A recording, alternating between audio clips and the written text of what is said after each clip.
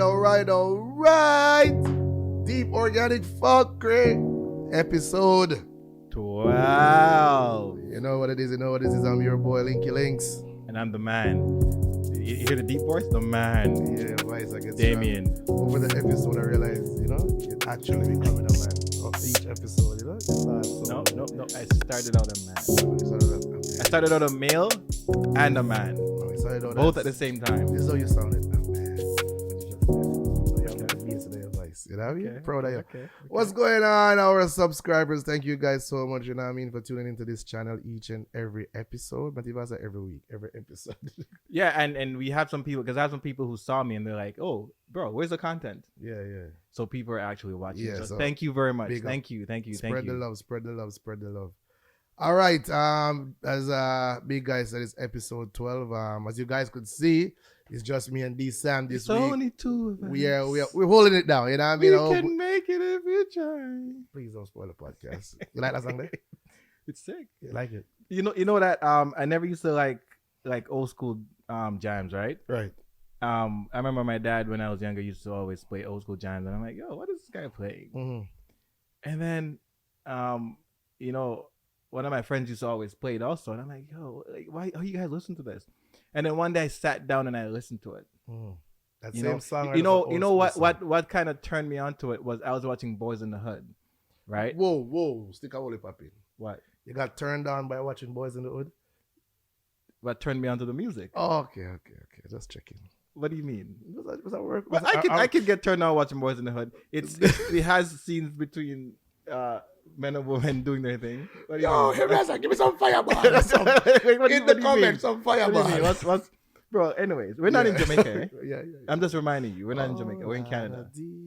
Yeah. Continue being turned on. All right. Anyways, so I was turned on to the music. Yeah. By watching Boys in the Hood. There's a scene where Lawrence Fishburne, he plays Trey's dad, right? Right. And he was like driving in the car with Trey, and he was playing. I think it's the five stairways or whatever their name is. Okay. 5 stair step or whatever their name is.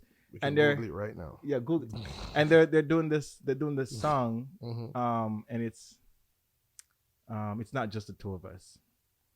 Whip, what's the name of the song again? The name of the artist is 5 Stairway. Yeah, and it's. But anyways, that song when he was breaking it down, I was like, oh shoot, and I listened to it, and then it was so amazing, and ever since then, I kind of 5 stair steps, right? Yeah. What's the song? What's the song? They have a lot of songs. There's a famous song that they did. Oh yeah. And that song turned me on to it, so I was like, you know what, I'm gonna give it a shot. And then I started listening to Marvin Gaye, Al Green, and I just couldn't stop. Wow. Though that music, bro, that music, the Jackson 5. It's so sad that you're actually just getting on to this type of music. Yeah, but I didn't like it. I didn't give it a chance. Exactly. It didn't really. That's the right word. You don't give it a chance. I didn't. You need to start giving things more chances. I give things a chance all the time. No, you're very like that pants you cut. What about it? You're giving it a chance? Of course. That's why I cut it. That's why I'm wearing it. I'm giving it a chance. I want you guys to realize this outfit today,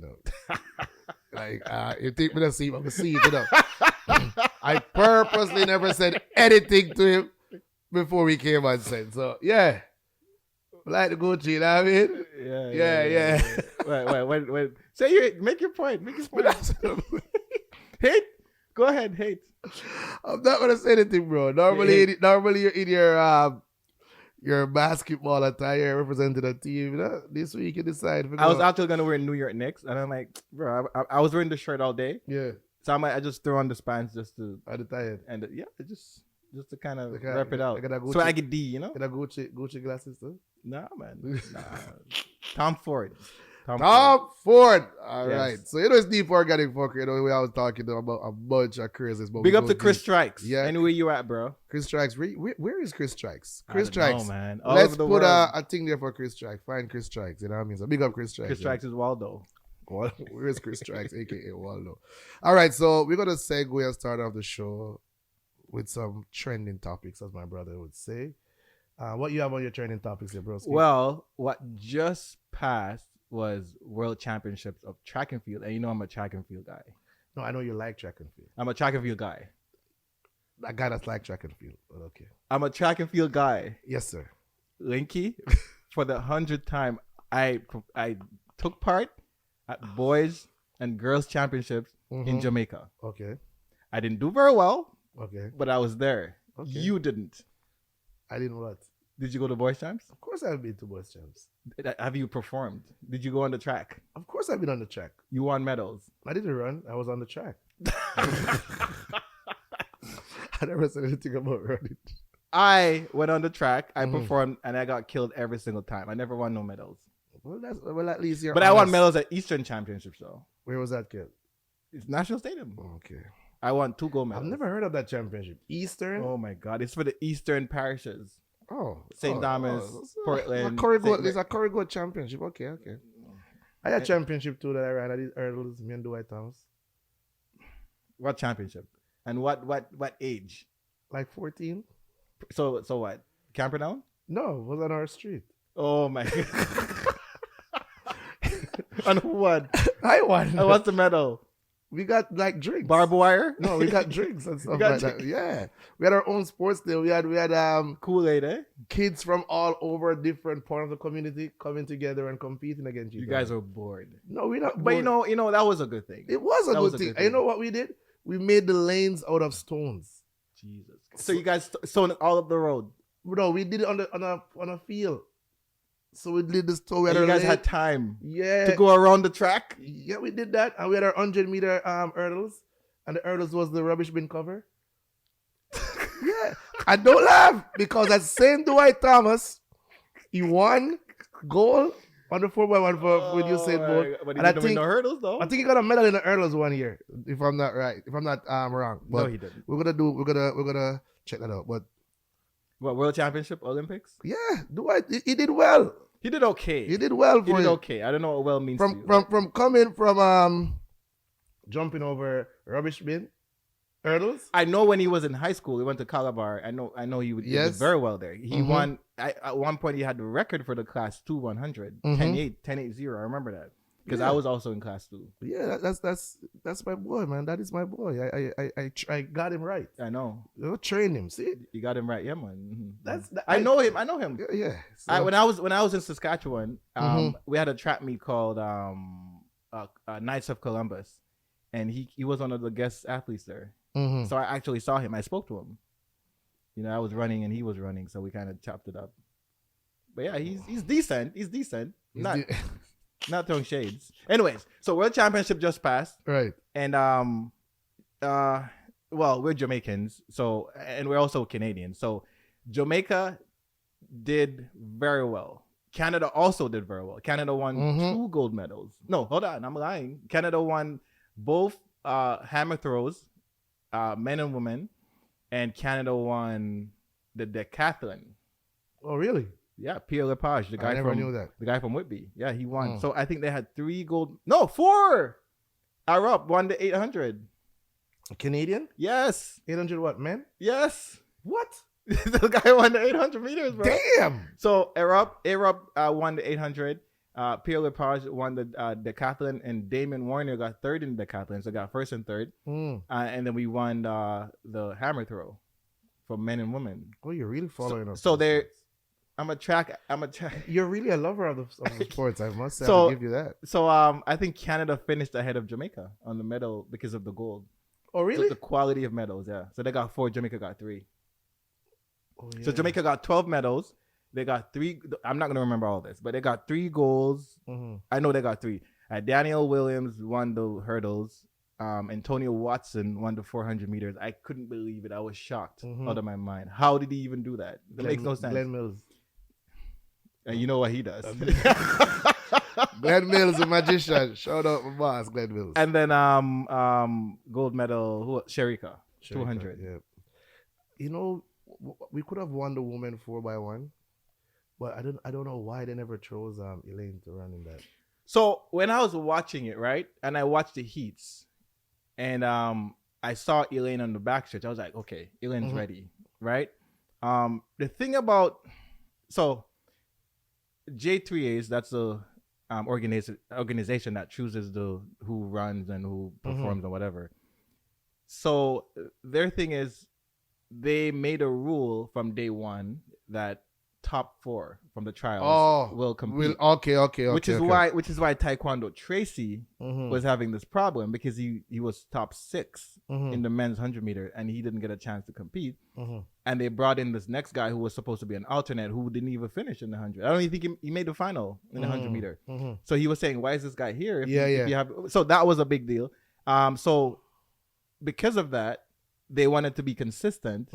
And that's why they went with Shashley Forbes, Natasha Morrison, Sharika, and Shelly. But if they were to go according to, if they were smart, they would have gone, even if they did Natasha Morrison from... The girl that started. Yeah, that's fine. They can use her. That's her name, right? Natasha? Well, Brianna Williams is the usual starter. Yes, that's the girl. But she didn't finish top 4. Oh. She finished but she fifth. ran in the heats, though. She ran in the heats. Yeah, I saw her. So she's an alternate. So Natasha Morrison is the one who was top 4. I think she was at trials. She was second.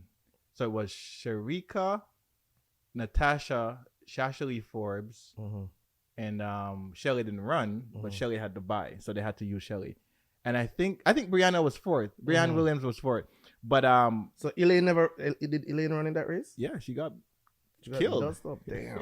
she got 5th. Damn. Brianna Williams beat her. So I would have gone Natasha Morrison to Elaine, and I would have put Sharika.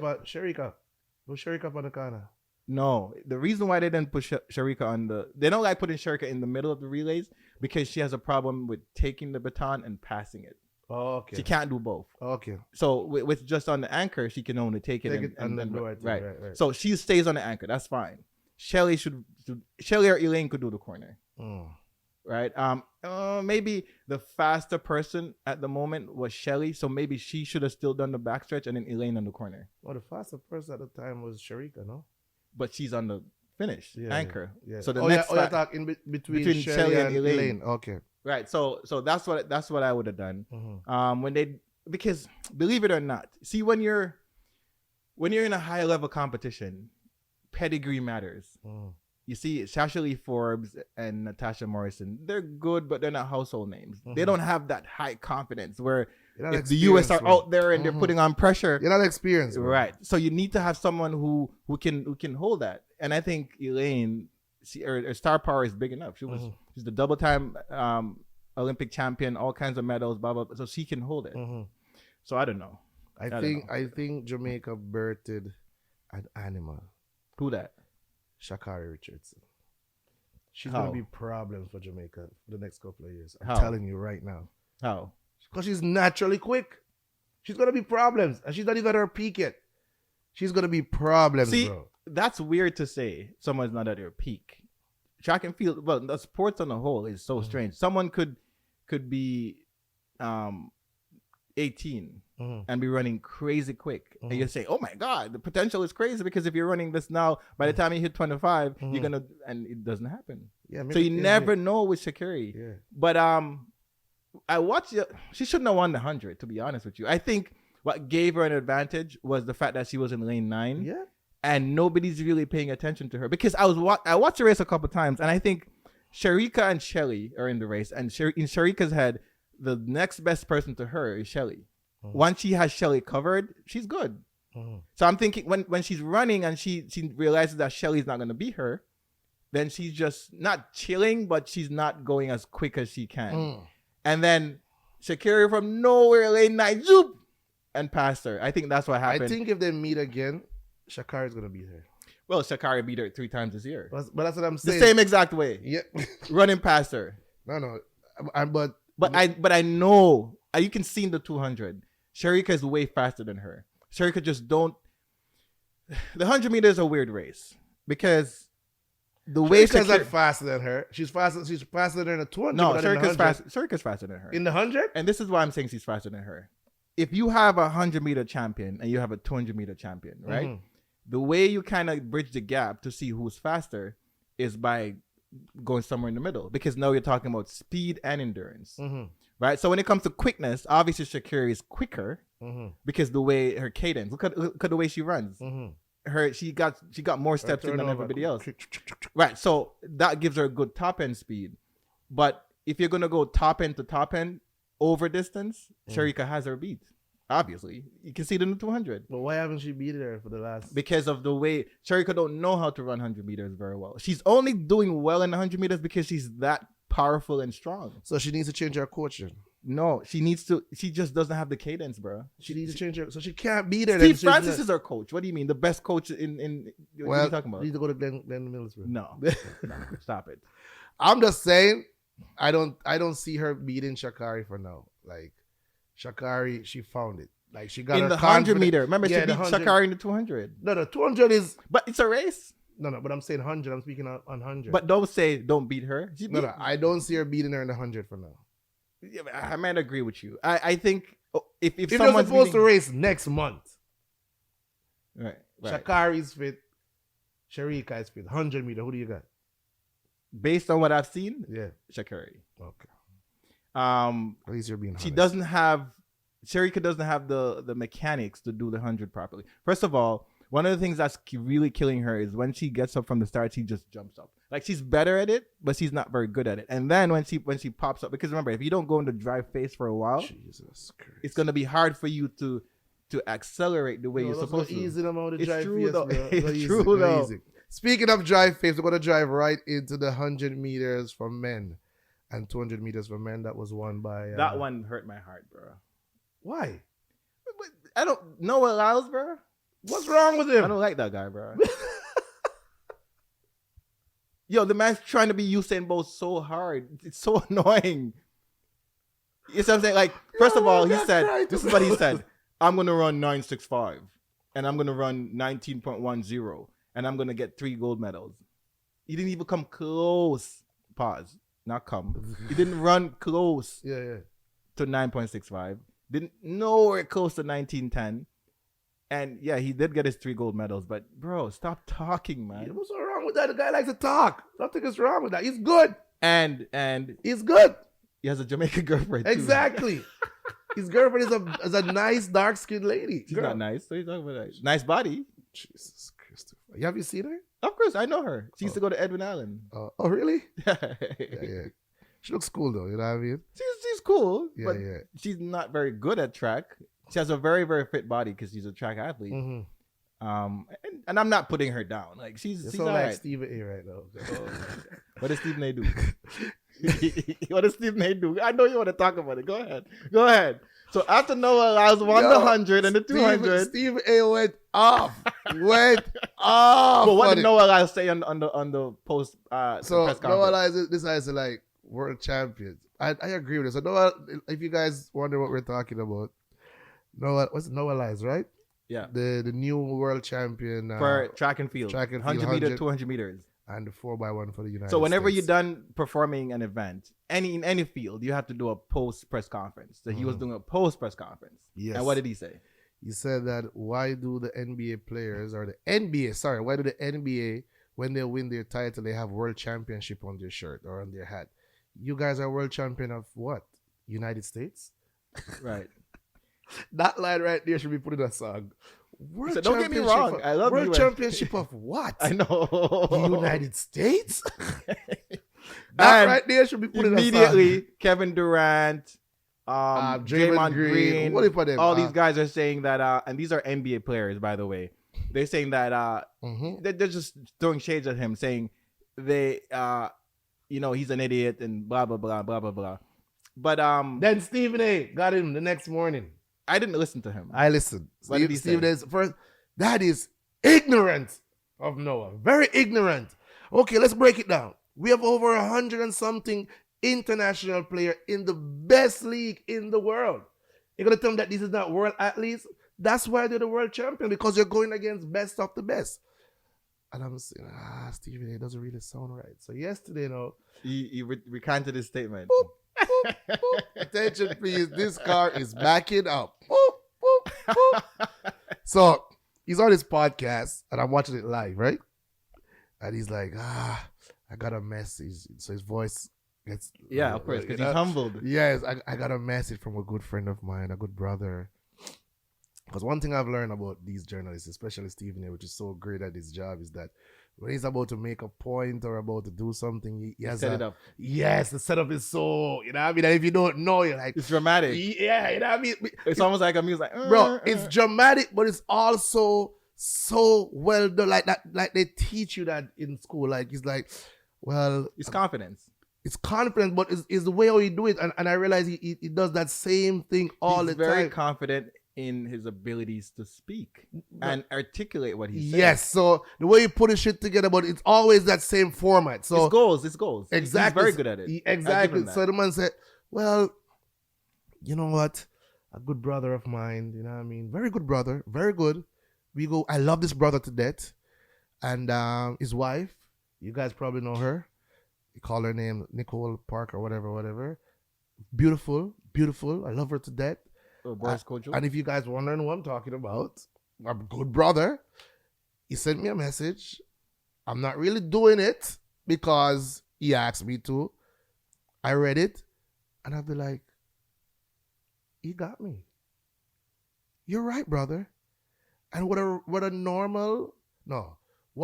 man. Why are you trying to remember what he said verbatim? Because Stephen A. kills me, bro. I want to be like Stephen A. right now. Because he set it up. God. He said that, then he come back. You know what? A real man apologize. Yeah, we apologize. Okay. I'm not afraid to apologize. A real man apologize. Instead of saying, yo, bro, listen. Oh, shit. I think I messed up. But the proper way, as I was telling you about it, articulate or whatever. Okay. So then he was saying, you read out what Boris sent him in the text, right? Telling him that America is the only country that when they are competing for a championship in certain leagues, they say world champions.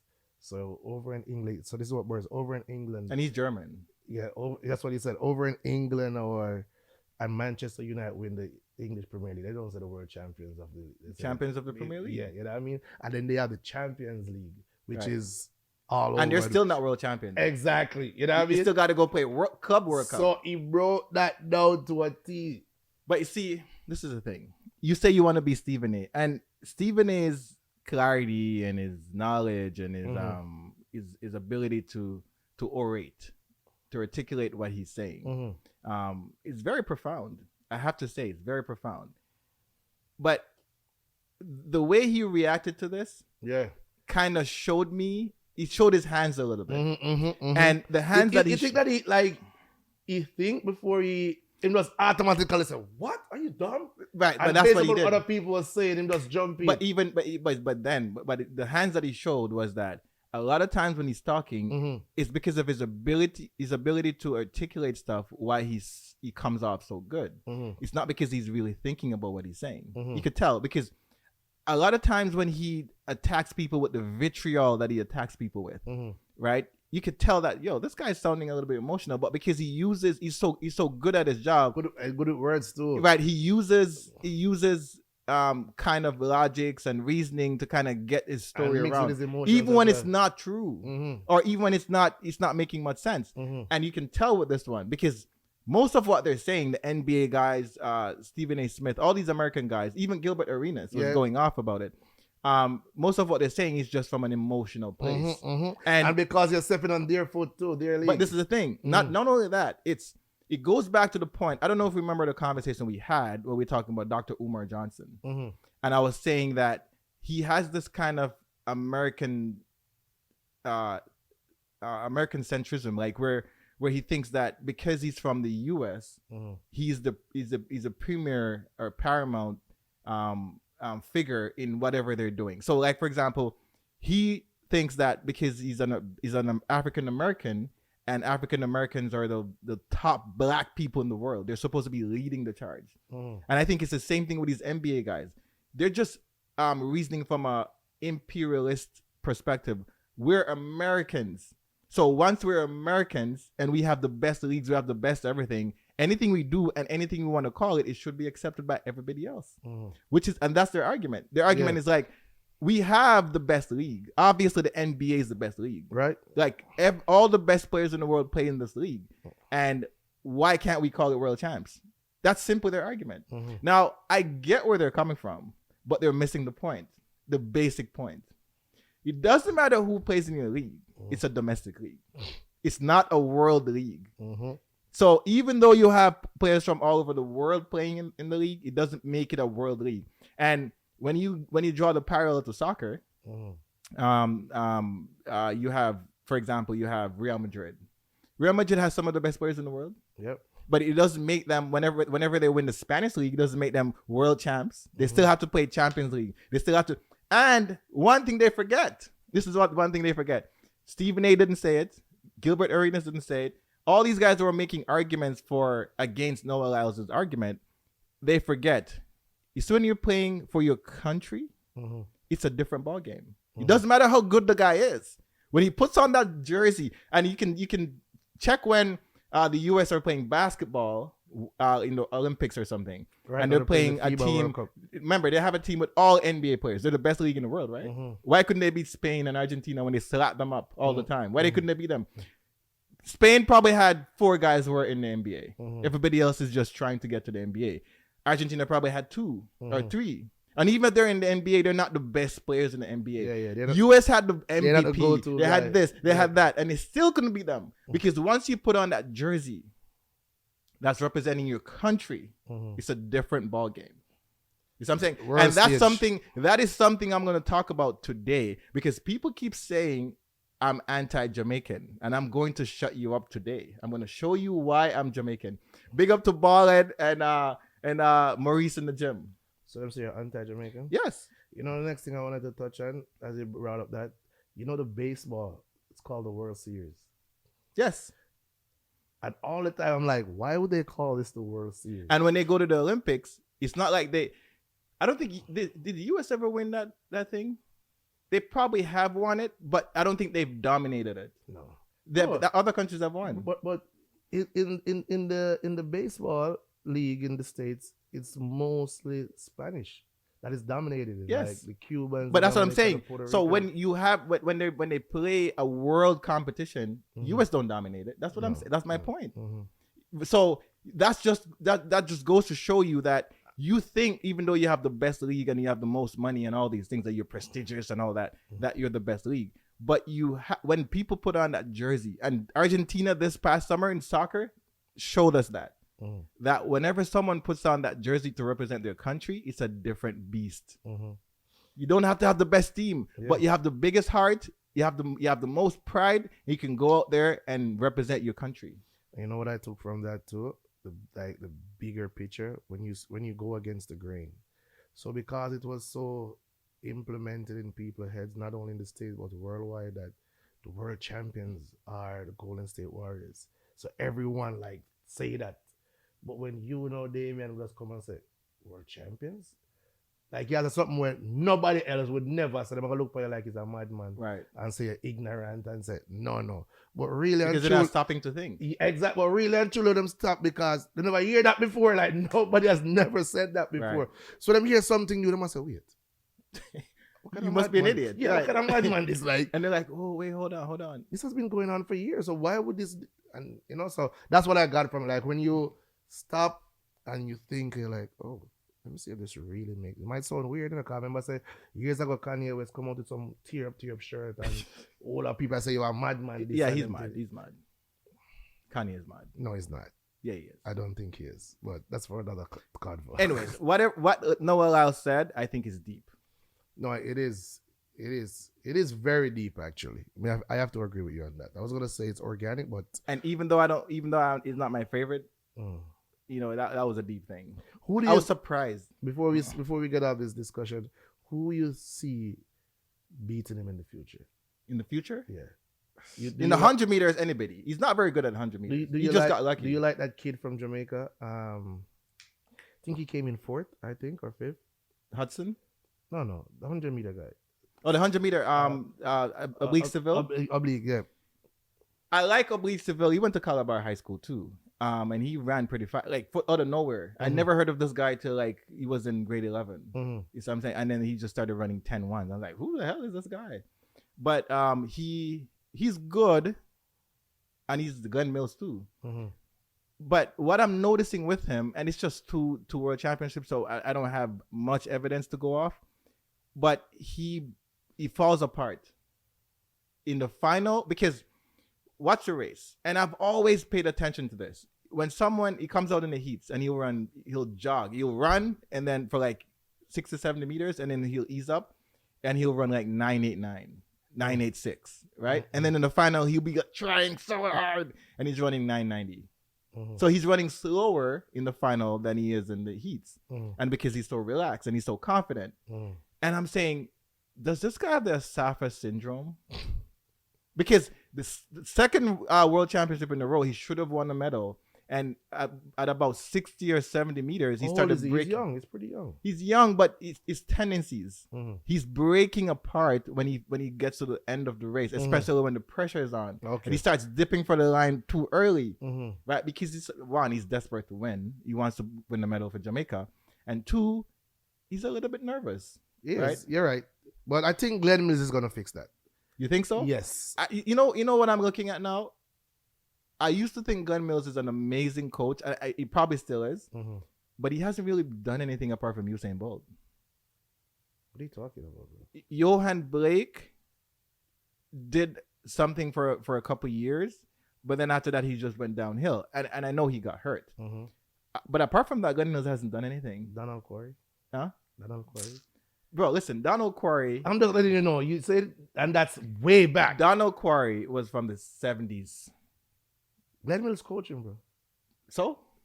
He won medal for Jamaica, gold. What are you talking about? Okay. So if that don't count, fam. That don't count. We're talking about modern track and field. We're not talking about when man used to run in barefoot and Glenn Mills is a legend. Anyone that comes out of his I'm not saying Glenn Mills is not a legend.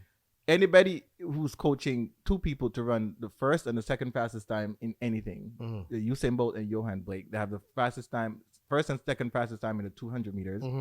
Usain Bolt has the record, and Johan Blake, I think he also has the second fastest time in the 100, 965 or something. I think he was the only coach to podium, like first, second, and third. In the 200, yeah, for male, yeah. Because Warren Ware. Was I remember. But anyway, so I'm looking at it and I'm like, he hasn't really recently. You know, Janet Jackson's song. What have you done for me lately? What has he done for me lately? Yo, stop this, man. What's trending this? Go on. Believe me. All right. So this past weekend, Chris Brown was in Jamaica. Breezy. Chris Breezy. And one of the tickets for the upper deck or whatever it's called was 1.5 million Jamaican dollars. Yep, what's that? That's $1,000, $1,500? It's $1,500, $10,000, bro. US dollars. What are you talking about? Oh shoot! What's wrong with this? 1,000, bro. That's $10,000, bro. $10,000 to go to a concert to see Chris Brown perform. Now I watched some highlights, and this is what I don't get. Maybe you can expound on this a little bit. But if Chris Brown has a show in Toronto, right? Chris Brown has a show in Toronto. Maybe you might have a couple Toronto acts go on before him. But I guarantee you, Drake is not jumping on the stage. I guarantee you, if Tory Lanez is here, Tory Lanez is not jumping on the stage. I guarantee you that the big acts are not jumping on the stage. Justin Bieber is not jumping on the stage. You see what I'm saying? Why is it that in Jamaica, whenever these guys go to perform, all these people, and I know they're doing it for free, jump on the stage to perform? Can you explain that to me? So who jumped on the stage? Valiant was on the stage. But whoa. He wasn't booked? Let's bring it down a notch. You asked me, I answered. No, but you're wrong, because he never jumped on the stage. They put him on. So you can't just go to that event and just jump on. But he was on the stage. Yeah, they put him on. They told him. Was he booked? No, he was That's booked the point I'm making. No, he was booked last. Was a last minute bookings. Well, he wasn't advertised. Yes, it wasn't advertised. Tommy Lee wasn't advertised. He was called on. But it doesn't matter. The point I'm making, bro. Kraft was not booked. He was called on. The point I'm making is that why are you jumping on a show? And I know okay, this is I can tell you this from now. I fully understand that you're trying to say, you know what, maybe someone else might see me and I might get a booking later on from this because Chris Brown is a big artist and he might open up my audience member. Okay. Right. So I know that's the mentality going in. But the question still remains. Why is it that Jamaica is one of the only places that happen? No. Where people just flock the stage, big time artists. Like if I was Valiant, I want my own show. I'm not jumping on a show just because.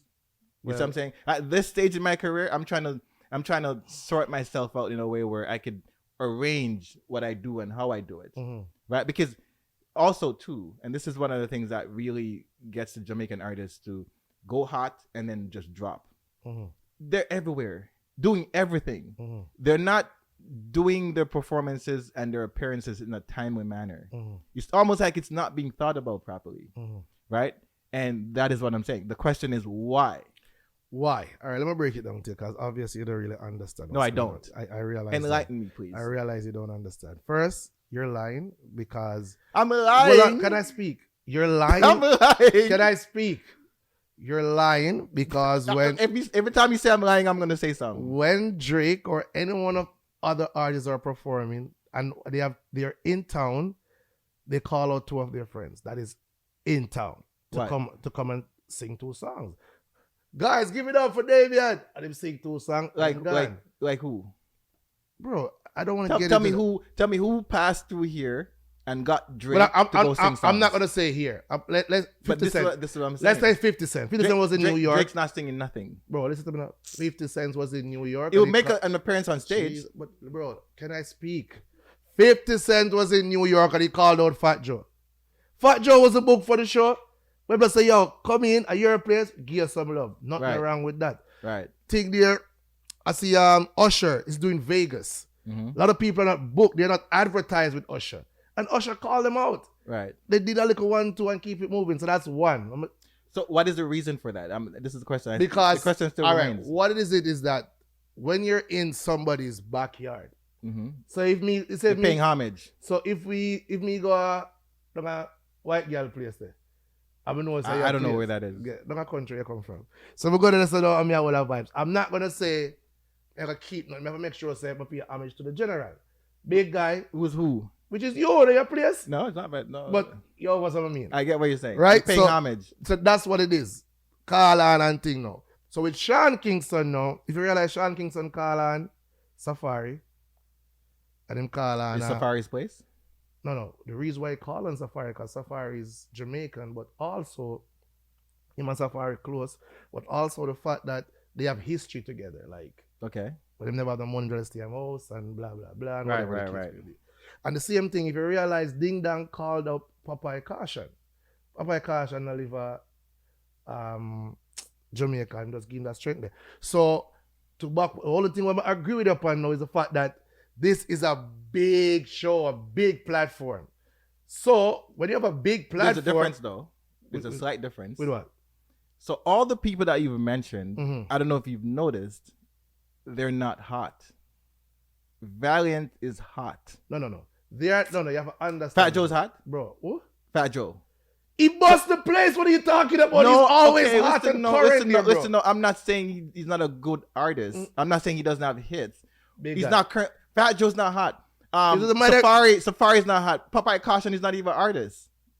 Bro, he has a song with one of the hottest Not artists. because you have a song doesn't mean you're an artist. Stop it, man. Bro, Stop it. You're missing the point. He has a song with one of the hottest Yes, artists but in Jamaica. they're not hot. You don't have to be hot, bro. But the point I'm making is, if I'm Valiant, for example, where things are going on for me now, I'm not jumping to go on nobody's show. Why not? Because I have to choose wisely. But that was a good decision to be on that platform. It's a very great decision. And that's the argument that people are going to make. No, that's But bullshit. does Valiant need that? See, sometimes we think we need those platforms when we don't, you know. Yeah, this is the thing.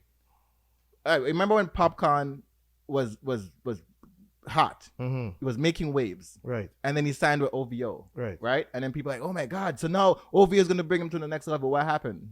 He fell off. He actually got worse after he signed with OVO. Would you agree or not? No, I wouldn't agree. Do you think he expanded his fan base? He expanded his fan base globally. with OVO. Yes. You think so? I know so. What he slowed down with was the Jamaican support because he stopped putting out that raw, authentic dancehall music. But okay, what evidence do we have that Popcorn grew his global His fan tour base? that he did. Huh? His tour that he did. So you don't think he could have done that tour being Popcorn and have the same effect or impact? Wouldn't be as big because by teaming up with Drake, he got And I guess more. we wouldn't know. I guess we wouldn't know. We wouldn't know, Because Drake wasn't on that tour. It was by himself. You're talking about the O2 Arena and all that, right? Yes, and those are big shows. That was right when he signed with. But with big guy, OVO. those are big shows though. But for some reason, people like Popcorn though, and I don't. Yeah, that's true. That has nothing to do with the OVO stuff. For some No, reason, but he got bigger though. That's just based upon what I've seen. We can't prove it. We can't prove it. But in my opinion, he got worse after signing with OVO. It didn't really help his brand. And the point I'm making here is that sometimes we think that we're exposing ourselves to a wider audience, but then we move away from what we're doing, right? And it's really what we're doing that's giving you that push. And by moving away from what you're doing, you're not having the same push, and therefore you're not. While you might be gaining one or two people that Drake might know or whoever might know that's now knowing you. You're losing people who used to like you because you're not doing the same thing. No, it's not. So now your fan base, instead of growing... No, it's not losing them. You have to understand this, bro. In music, you're not going to lose your fan base unless you do something really horrific. So if you're not really put out dancehall or music where people did like back in the days, you're not going to really... Because much as people cuss Spice and them cuss Jada Kingdom, she still has those fans like from when she just started till now. What I agree with you on is that because them drop in at that arena now where it's more global, they don't really have that raw, authentic reggae / dancehall vibes around them where they push out that music there, which we know them for. But it's not even the music that I'm looking at. It's the impact. The music. I don't really feel Popcorn the way that I was feeling him before. No, we not gonna feel because again he's not catering to us as much. But I pay attention to international stuff though. I like that kind of stuff. I don't see an issue with it. Based upon the tour that he did, and it was last year, I think late last year, and stuff like that. But and by him even doing his show in Jamaica, that's his show, and it's sold out like when it's a Chris Brown show. Which it's called something Unruly Fest. Unruly Fest. That's a big thing. But Drake was on it. Yeah, but Drake wasn't on all of them, bro. The one that sold out. Drake no, was on he did the next one and it sold out. Like when did he? I think Drake was the last one, wasn't it? No, he did like 2 of them. So the first one didn't do that good. It was okay, and then the second one was Drake and Tory Lanez. But he never booked Drake. Drake wasn't advertised. Of course he was. No, it wasn't advertised. Stop this. No, I'm telling you. Drake and Tory Lanez was on it. No, they came, but it wasn't advertised in Jamaica, bro. That's what I'm telling you. Listen, when Popcorn this is what happened. I remember exactly what happened. I think it was around. So you're saying Drake? That's the reason why it's sell out? That could be. Oh, but give the man in props. But no, I'm not taking his props away. But what I'm saying is we can't know if Drake is on the show. You can't know. So while Popcorn was saying special guest, and people are like, everybody knows Drake. You guys are close, blah blah blah. I think he kind of was hinting at signing with OVO or whatever it was, but people knew what was going on, and it was predicted that Drake was going to come. So everybody kind of knew. So when Drake came out, it wasn't a surprise that Drake was there because people already knew. No, Popcorn is doing very well. I'm not saying he's not. It's not really my odds, but to go back to what you were saying on the initial question, right? Why do the artists go on stage? Because they see it's a big platform, and then they run up like that because those type of events they can't run up. So what they did, they have certain artists call on certain artists, and them just do them thing. When Valiant came on, if you realize Valiant did about 2 songs, 2 or 3 songs, I think 2. And when he did that is because Chris Brown was changing, having a wardrobe change. So I agree with you in this part. No, he shouldn't be put in that section because Chris Brown was doing some nice R&B and the ladies are sing and thing, and then it's Chris Brown disappear and they just say speed off, let's jump in. So people is like, this is what I'm saying. It looks shabby to me. It looks shabby because you're fast rising artist right now, and to me, you're watering down your thing whenever you're jumping onto someone else's set, right? Something should be carved out for you as a person. And if you're not paying attention to that as a young artist, then eventually you just become common. You know, Beenie Man is complaining that Jamaica hasn't given him anything. OD, OJ, whatever. You know, a part of that is because he's common. What do you call common, bro? Beenie Man's everywhere. So? Doing everything. So?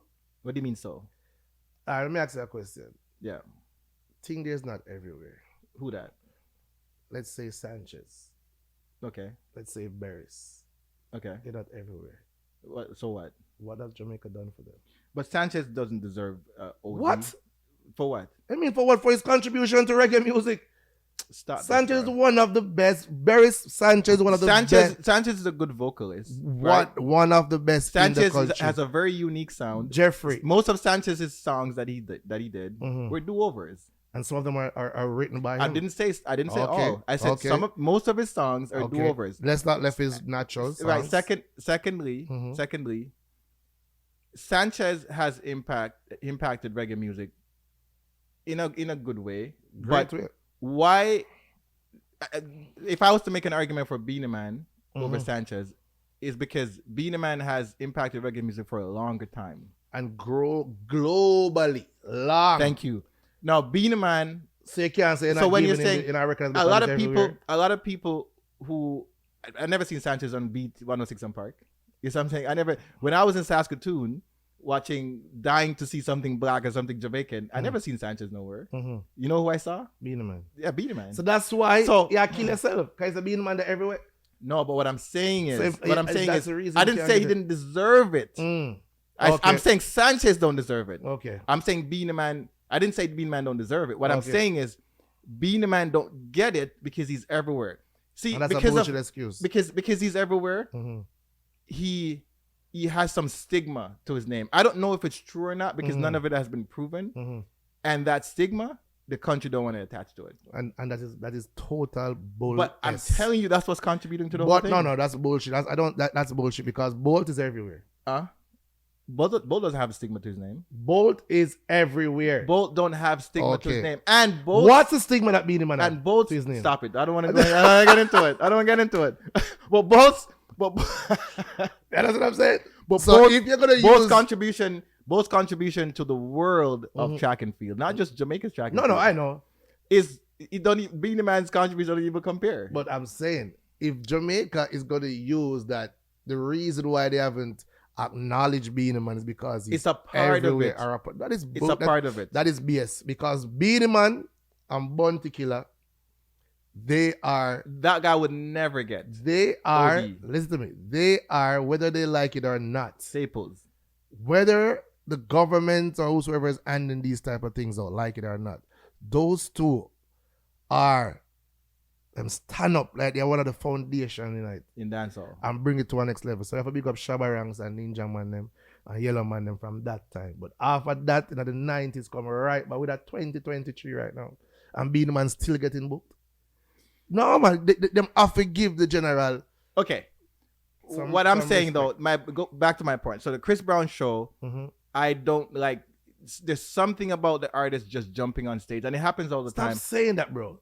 They don't jump on the stage, bro. They were called on, bro. Okay, fine. They're called on stage, right? But while they're walking, they jumped.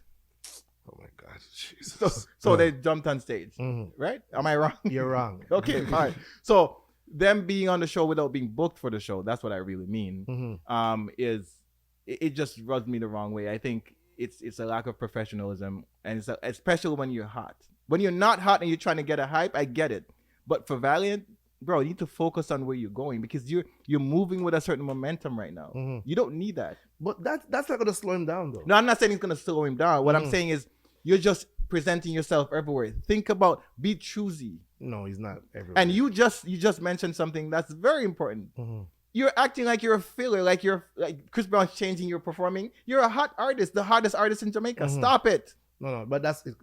If you're not booked for the show, just easy. He was booked, but he got a late booking because I heard Rummy. And he's a filler. Rummy spoke about that.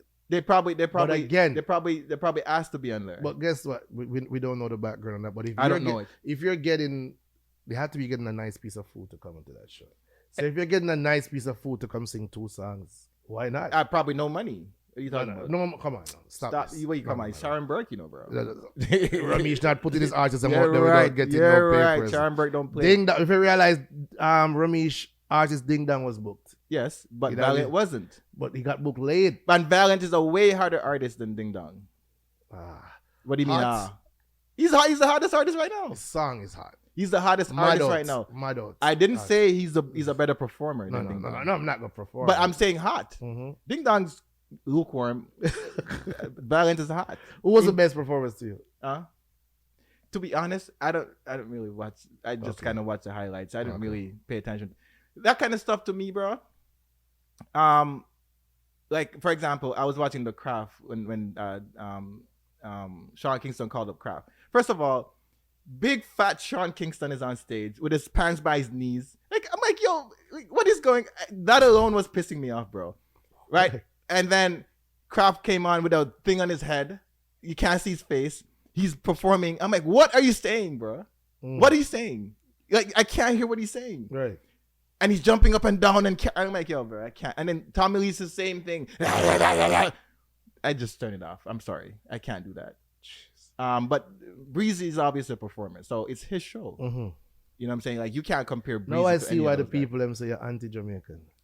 And I'm gonna tell you why I'm not. Because you find a problem with everything that they do. No, I'm gonna tell you why I'm not anti-Jamaican. Yeah, I feel you. So anyway, so that point for me mm-hmm. is obviously fuckery. No, the fact that artists are jumping on the Chris is Brown show. That That is organic. And the $10,000 for anything to go into the show is crazy. Well, the Sky View, I think that was total Phuckery. That's crazy. My boy sent me a view of it because he was there like when they were setting it up, and that's crazy. Where it was, it's that is crazy. But you know what? It's a money making thing, and I heard the show was a success. Every artist got their thing, and Chris Brown enjoyed himself, and he went to Tivoli Gardens. Sure he did. Went to Tivoli Gardens to do a music video, and it was a good vibes. Yeah, he enjoyed himself. Well, that's good. So it's a organic vibration. It was a natural vibration to see other artists. You know, I think Chris Brown has some Jamaican heritage, eh? Oh yeah, I think so. You know, Chris Brown's first video that he did. Mm-hmm. Say yeah. Mm-hmm. He had a Jamaican T-shirt in that video. Oh, go back to the video. You see, he's repping Jamaica from those times, bro. So that means he really, really loves Jamaica. Yeah, I'm telling you, he's repping Jamaica. But anyways, so you said you had a topic. Yes. So speaking of Jamaica, is this a fucker topic or not? Not really a fucker topic. It's not a fucker, but let's see how the audience take it. But this is the segue into Jamaica, and I don't know if you guys. We're saying a lot about Jamaica because today's a Jamaica Day. Don't worry, Jamaica Day. We will advise about Jamaica. I don't know if you guys know about Politics Watch. That's what it's called, right? Politics Watch. Politics Watch. So Sir P, the boss. So it's a YouTuber that puts out content on YouTube. And talk about someone being negative about Jamaica. Check him out. No, he's not negative. He just calls out the bullshit. Oh, you know what I mean?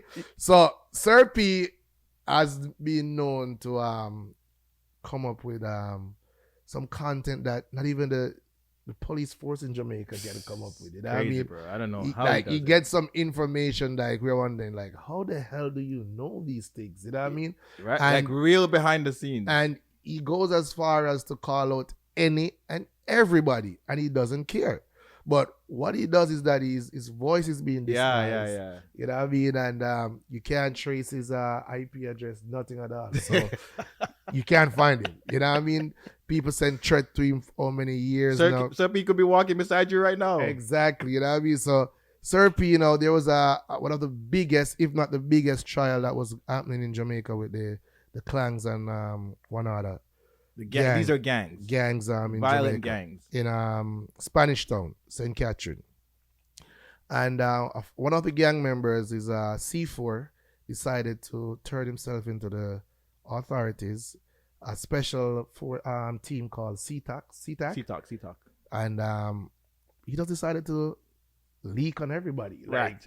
He's a rat. Like, he's a rat, you know what I mean? So he decided to leak, and he did his thing, and Sir P had it on his platform. But today I'm driving and I'm listening to it, and I'm saying to myself, there was a lot of people that were being murdered within the whole gang war and thing.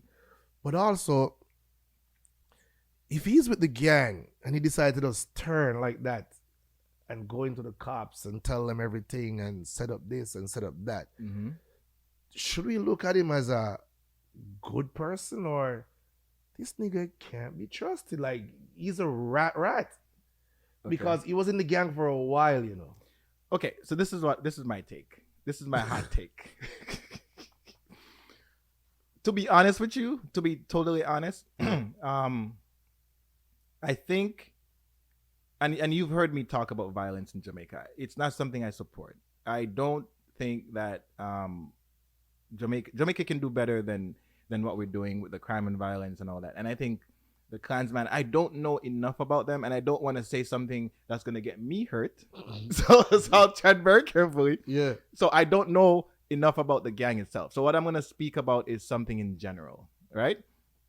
I think if you wanted to see better for the country, that shouldn't be a thought after the fact. That should be a thought from day one.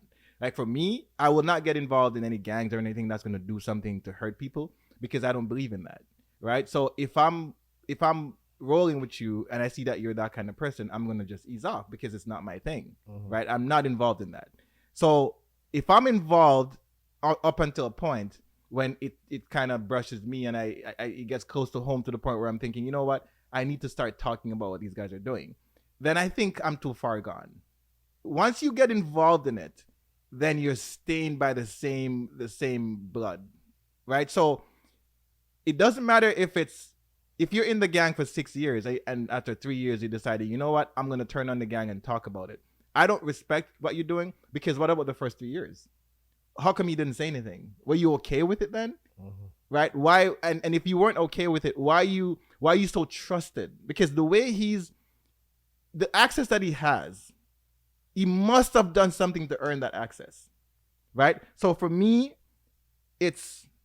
I don't know, like, I think I'm hesitating to say it's a good thing because you know what you want to say it's a good thing? Because of it, fam.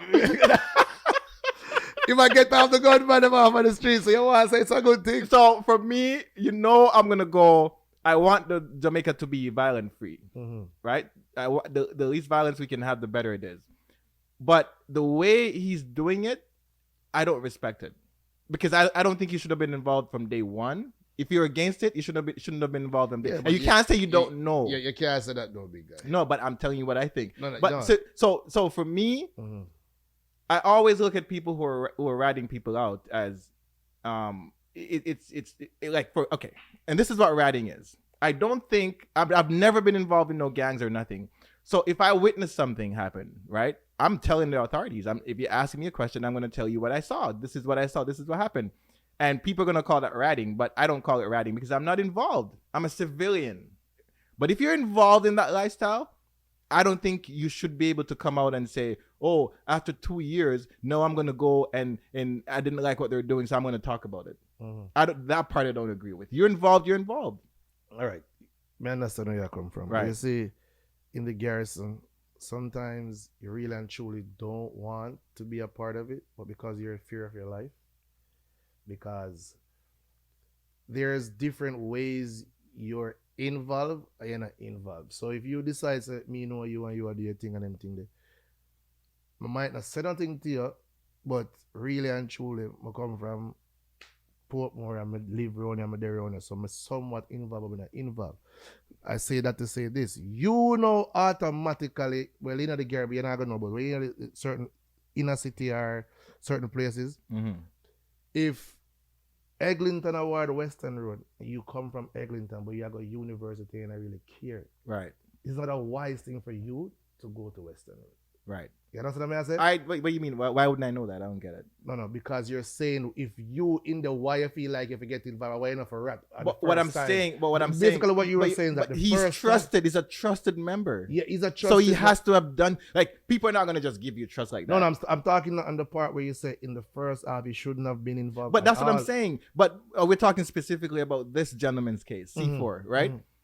Now, if you're not involved, you're not involved. Like, you just know, I just know you. You're in the area, blah blah blah. You had to change your heart. But what I'm saying, but he was in it. I don't So know you said if they he should killed have anybody. stayed in it.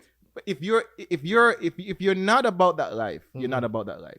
It can't be where I was about that life for 2 years, but then after the third year, I'm not about it anymore. Why? No, What's bro. wrong with that?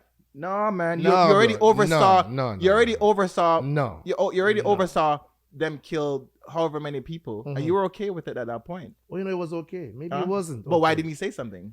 Because it's a fear of his life. Why? Okay, this is the better question. Why are you? You can be in the community, and I get what you're saying. You don't have a choice. The man them are gonna say, if they're gonna ask you to lock something for them or whatever, you kind of have to do it. If you say no, then that's a problem. So you're gonna play along. I get it, but for him, the access that he has, it's more than just playing along. It's something else going on. Like he was doing stuff, and I don't know if he was doing actual murders or whatever, but for them to trust him, the man, like he's using him to make the phone calls, right? Obviously because he has a skill set of organizing things and whatever. But whatever it was valuable to them, right? And that value that you brought to the team, I'm questioning that. So you're questioning what he was doing without even saying what he was doing. Right. And I don't hear nothing about his part. And the fact that he came out after so many years and informing on his team, you don't really support. No, I don't support that. If you're not involved, you're not involved. If you're involved, but if you're involved and decide that it's a change of heart, like you could be involved in a relationship. Then bro, you can't take back people's lives that were lost. Like people are still dead. No, he's trying to make it right. He's trying to. But for me, you can't make it right. He's trying to make it right by not having any more lives being taken. And people, with all the evidence that he's providing, people still got away. Yep. They didn't take it seriously. They did a GoFundMe for him too. Yeah, I know. He got money. 20 grand. In Canadian dollars, which is strange. Yeah. Very strange. Right? But I think Serpy's trying to use his head why he did that. But it's very strange. But yeah, I don't know. I don't agree with it. I can't agree with it. I get it, and I like the fact that these things are coming out. Bro, listen, my ears are glued to it. No, for real. Like it's fascinating. Like it's fascinating. Some of the things that I'm hearing, I can't believe it. Yeah. It don't sound real to me. So like the way they're talking about people's lives and who they're gonna dash away, and dash away means they're gonna, Can we say kill? Of course, you just said it. But YouTube is weird, eh? Yeah. So that's what they talk about, how they're gonna, make people expire, and the way they talk about those things is just so casual, like it's nothing, and you can tell that they're desensitized because they've been doing it for so long. You know what I'm saying? So you're not real C4. I don't think that's fuckery or that's deep. Oh my god. I think the fact that he's trying to, because his argument is that, bro, listen, I couldn't take it anymore. These guys are too violent. That to me is deep because according to what he's saying, they're doing some crazy things, right? And they were planning on doing some, and they're probably doing things right now. Who knows? Right. You know what I mean? But that's deep. But the part that he decided halfway or whatever way to start ratting on people, I think that's fuckery. You know what I'm saying? So anyways, what do you think? I think it's deep. I don't think it's fuckery. I think it's like deep. Him ratting is deep? Yeah, bro. Like, do you agree with him ratting? I noticed that you didn't give your take on that, No, I don't like the rats. I don't like the rats. I don't like the way. What's ratting to you? What's ratting to if I'm walking past and I'm walking past a convenience store and I see someone robbing the convenience store and kill the convenience store clerk? That's not ratting. And I say to an officer, and he ran past me, and officers came and said, "Did you see?" And I'm like, "Yeah, I seen him. He was 5'8". He was wearing a red shirt. You think that's ratting? No. Okay, but a lot of people think that's ratting. Well, that's their thing. But for me, ratting is like if me and you are par, or we have a relationship, or we do some things, and you just decide to just turn me in, whether it's to the poor or to my next brethren or to my girl or my wife, whatever. That's what I call ratting. But C4, I understand where he's coming from. He wants to see better Jamaica and them things, but so he didn't want to see better Jamaica before? Yes, the C4 thing I'm not sure about, bro. It's deep. C4. And I don't, I shouldn't even be so hesitant to speak my mind about these things because you never know how people are gonna take it. You know what I mean? And I'm really hesitant to really speak my mind because. But wow, when since you ever care? No, but this is the thing. So when we're speaking about the Mad Cobra situation, someone literally called me and said, "Yo, like whatever," and I'm like, "What?" It's an opinion, bro. But obviously, people are because they can't. And this. There's a saying in Jamaica: you can't catch kwaku. Why you do? Sure. Catch him shut. And that means that you can't catch who you're supposed to catch. So you kind of try to use someone else as a scapegoat. So they can't catch Sir P. I don't want to say the wrong thing and then someone's, oh yeah, so Damion saying that. No, I'm good. I'm not hiding my face or hiding my voice. So I'm good over here. I'm not, you never hear me say nothing, bro. I'm good. God. So on that vein though, people, because I want to see Jamaica do well so badly. Right. I've been saying things, and I've always been this way because I think we can do better as Jamaicans, right? I think we're performing way below where we're supposed to be operating, right? And this is why I always come out and I always say, you know, for example, I talk about the dancehall space here. Like, you go to the dancehall space, and I'm like, why is it like this, right? And people associate that with the Jamaican culture, so I can't say anything else. I have to say it's a Jamaican culture. It's a part of it, right? And because I speak out against these things, a lot of people, and again, big up Ballhead, big up Maurice in the gym. Every day we're in the gym, we're talking. They say I'm not Jamaican, right? And it just prompted me to kind of talk about certain things. And today, what I'm going to do, I'm gonna take a shot at telling you why Jamaica is a great country and why you should be proud to be Jamaican. Can I take a shot at that? Yo, Miami snowfall in August, September. All right, let's go. Let's hear this. Let's do a comparison. Do you know why people say? Do you know why money is regarded in the way it is? Money. We're talking about currency. Regarded so currency, so money. Value, the value of it in certain countries. Well, currency has no value. We put value to it. Okay. Right. As in the society, the country. Globally, we put value to currency, right? Okay. So so currency started out by being a representative, a promissory note for a gold piece.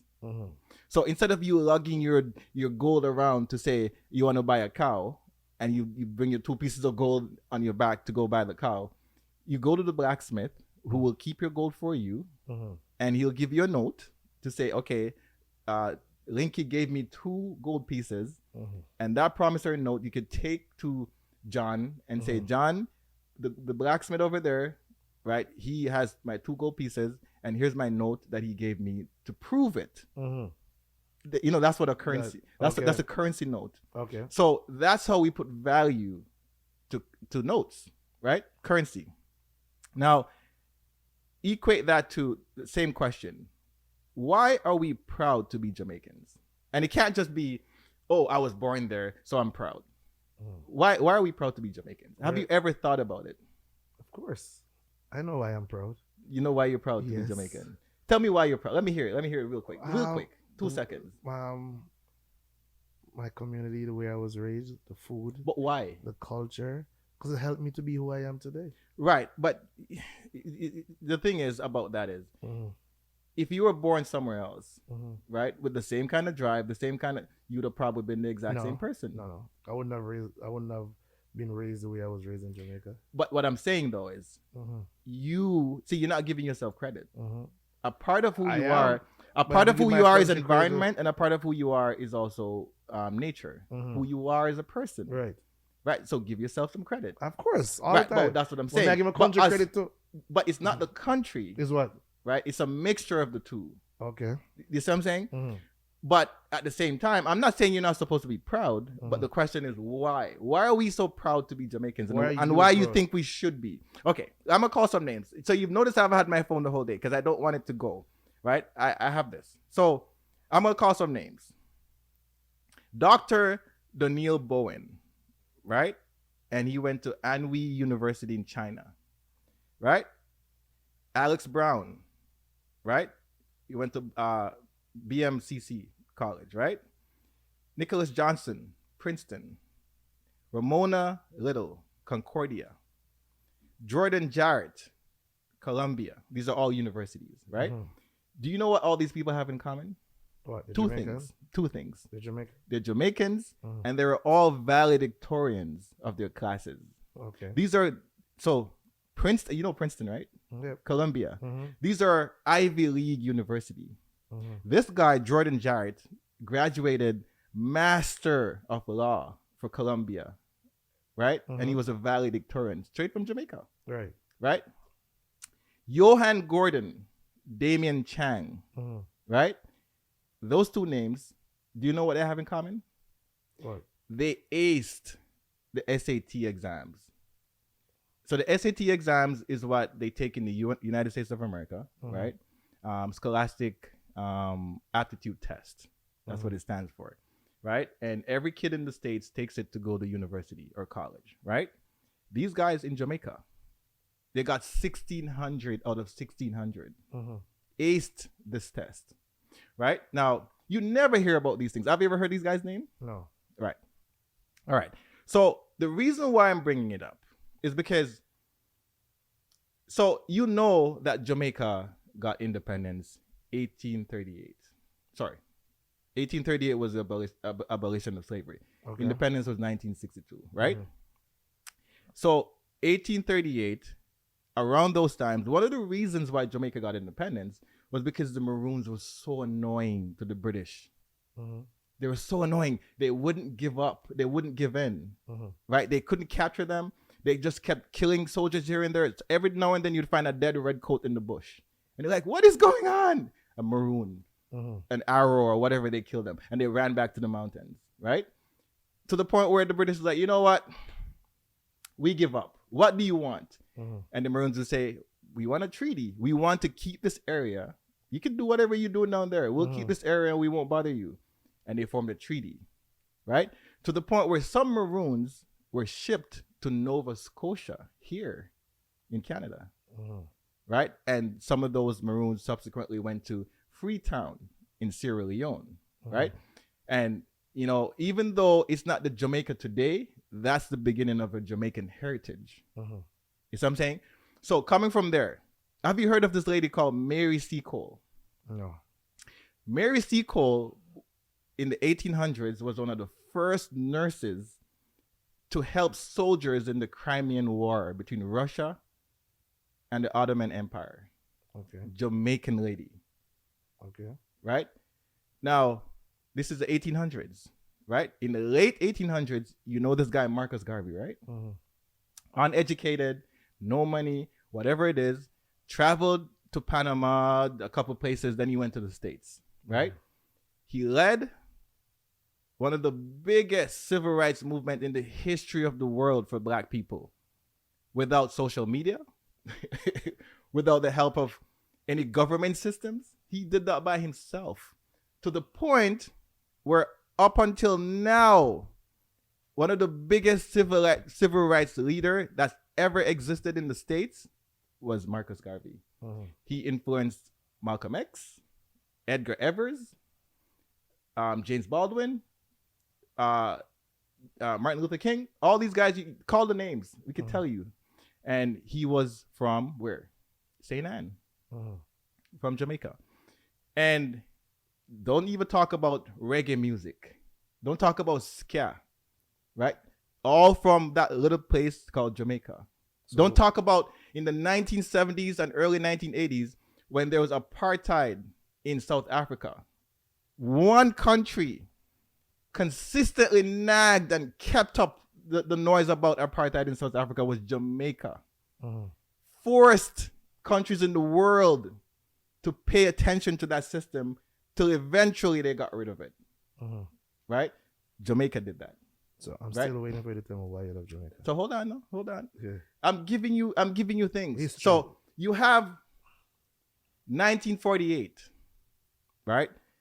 This guy, his name is Arthur Wint. That's the first person to win a gold medal for Jamaica in the Olympics. One of the first black men to win, period. Mhm. Right? From Jamaica? Yes, Arthur Wint. Or Jesse? Was it Jesse Owens? No, Jesse Owens won in front of Hitler, which was crazy. That was a good, but I'm talking about Jamaica. black people weren't really winning stuff, Mhm. and I'm talking about that little island with 2.8 million people. Mhm. Imagine having that kind of impact that early, Mhm. up till now, up till today, Mhm. right?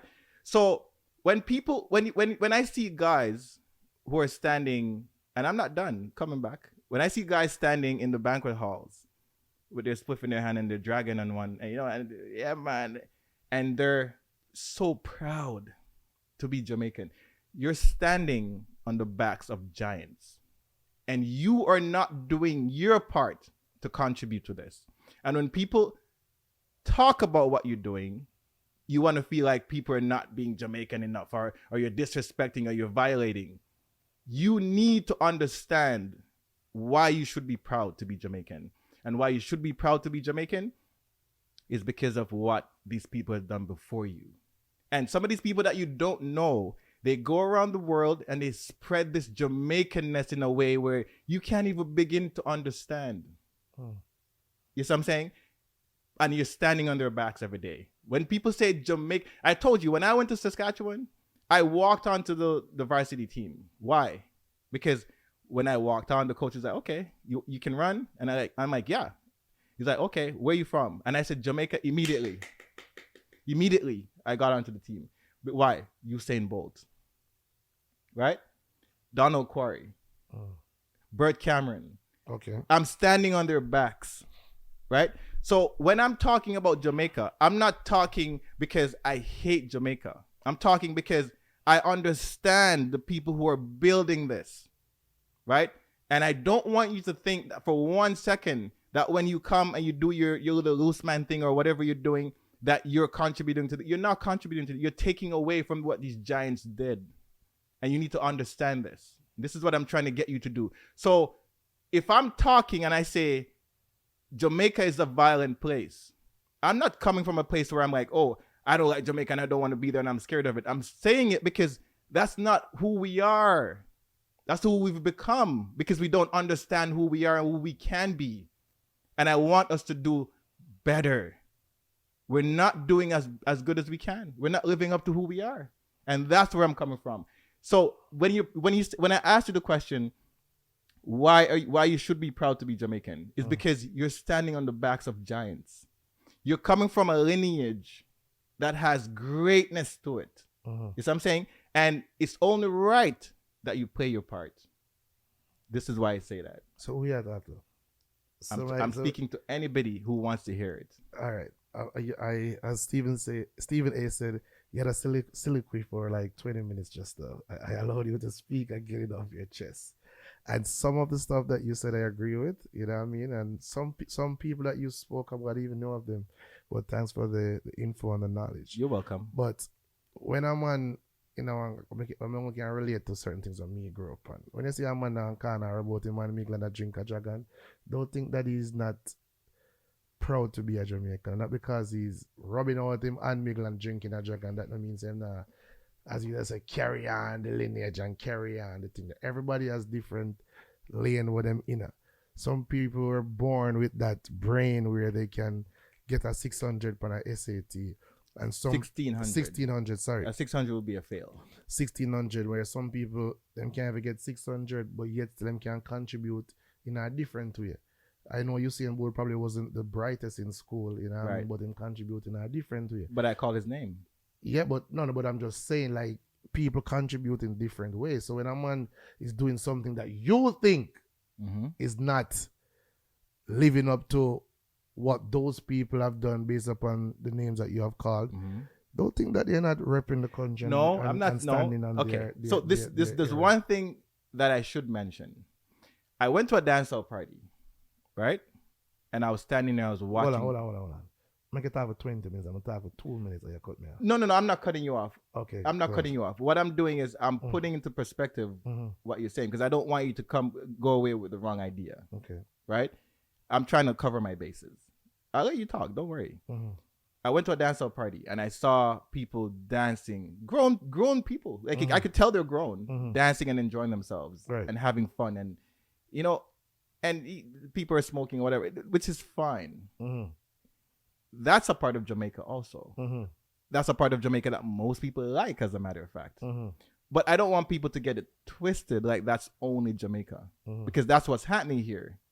So when you're saying everybody plays their role, yes, I just don't want you to play your role, the stupid role, so well that people are thinking that because you're Jamaican, that's why you're so good at that role. Yeah, but that part that they're doing right there, that's a part of Jamaica. Yes, you know what I mean? So, and that's a part of our culture. Yes. Like smoking the weed, drinking the liquor, the party, that's a part of our culture. But again, That's not what people are standing on, though.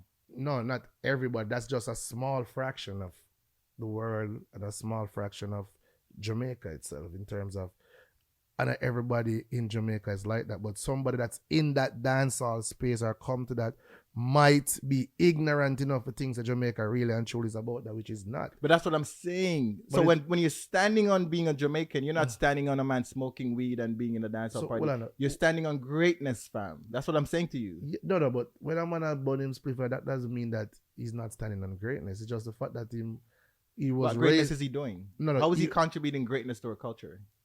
I'm not saying he shouldn't do it, but that's not what you're standing on.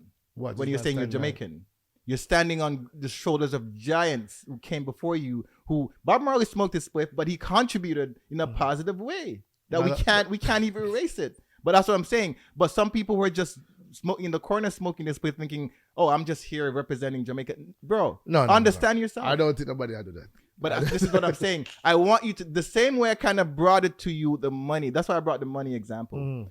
Think about it. We never thought about why money. It's just a promissory note. It's not. There's nothing to it. The currency has no intrinsic value to it. Right now? No. Any currency that you see has no interest. It's a promissory note that this currency means something to somebody. Okay. If you have a U.S. currency, it means that there's a long history behind that currency. Right? And that's why that U.S. dollar has so much power anywhere you go. It's the same thing with being a Jamaican. Understand the long history and what you're standing on. This is what I'm trying to say. Yeah, but in the same breath, again, I understand. But I'm from the streets. I'm going to speak for the street people. Where it's not everybody's privileged enough to get that knowledge that you have to learn the history of Jamaica. Right, and this is why you should appreciate it. No, of course we appreciate it, but in the same way, more you appreciate the other side of it. I'm not gonna see that. This is what I'm let me correct myself. Not appreciate, understand. I understand. I get it. But you know what I mean? You should also know that you are standing on giants. This is what I'm trying to say to you. There's nothing you're doing that's contributing to Jamaica in a positive way. That's something that people done before you. And respect that. They're not respecting it. What are you doing right now to contribute to Jamaica? This very statement that I just made to you, that's something that I just did. No, before that statement. But I try my best. I try my best to go out there as a Jamaican person. I traveled from Jamaica to come here as a young man, basically as a kid, right? Went to university, right? Trotted the straight and narrow. I never did any bullshit. It's something. Even though I was tempted, I'm not even gonna lie to you. Because I knew people. I still stayed on my path. You know what I'm saying? And at some point, it will all culminate, and I'll be able to tell people that, listen, I tried. You know what I'm saying? And this is the path I took. So you don't got to always go certain ways that you think you have to go. You could try. You know what I'm saying? So that's what I'm doing to hold up my part of the bargain. Because I know I'm standing on the shoulders of giants, which is why I'm proud to be Jamaican. But you're proud to be Jamaican, but I think you have to be a little bit more understanding on the other side. I am understanding. You come, and I understand you, but the way you come off sometimes to people is like, if somebody's doing in your eyesight wrong, yo, bro, like, you don't represent Jamaica. Yo, you're a waste, but them things. That's not what I don't say. You don't represent Jamaica. I say you're a waste man. Yeah. Exactly. You know what I mean? But sometimes you do a waste that doesn't really identify you as really a waste man. No, you know I mean? no. Sometimes Okay. It's a thing called growth. No, but this is the thing. Sometimes, and we almost an hour and a half. Yeah. So 3 minutes to go. So sometimes what I'm saying is, for example, when I use Foota Hype as an example, right? He wants to be this moral police, but then he's not really understanding what morality is. And he's out there and people are listening to him and he's having an impact. And it's really, I'm like, do you understand what this guy's saying? Mhm. Because while he's saying some good things, he's fundamentally just messing things up, right? You cannot be a moral police if you don't understand morality, because morality goes across the board. Mhm. You can't ban out gay people, but then you're holding up gunmen. You can't do that, brother. You can't. And this mentality is rife in Jamaica. It's what I'm saying. And these are the things that I talk about. And I'm like, if we can just think about it for a second, just break it down. You know what I'm saying? Mhm. That's a start. No, it probably won't change anything, but it's a start. Mhm. And this is what I'm saying. This hurts my feelings. So whenever that happens, I'll always talk about it. You know what I'm saying? This is a conversation we probably have to have on the next episode, guys. Maybe we get some of the points in across. And it's very, very, very, very, very, very deep. Very deep. And I can't believe, like, just me and you alone. Yeah, an hour and a half. Hour and a half, man. Yeah, listen, man. We don't want to overdo it with you guys. And I mean, episode 30 is going to be even better and more historian, bro. More history. Sorry, more history from the historian. You know what I mean? Big guy. You know what I Say mean? the H. History. I'm not kidding, all right, with that being said, don't forget, guys, please to like, share, subscribe, and big guys' favorite thing. Comment at the bottom. Exactly. You know. Comment at the bottom. Don't stop. All right. Until next time, you know. And share. Listen. Before we please, if you like the content, just share it. Just share it, please. Share it. And let's try to get more splice videos. Yes. You know, I mean, we want to do that for you guys and try to put it out more. But we appreciate you guys, you know what I mean, and thank you guys for rolling with us from the start. But this is just the start, as big guy would say. Hope the lighting is better in this episode. All right. Okay. Peace out. Until next time. Peace.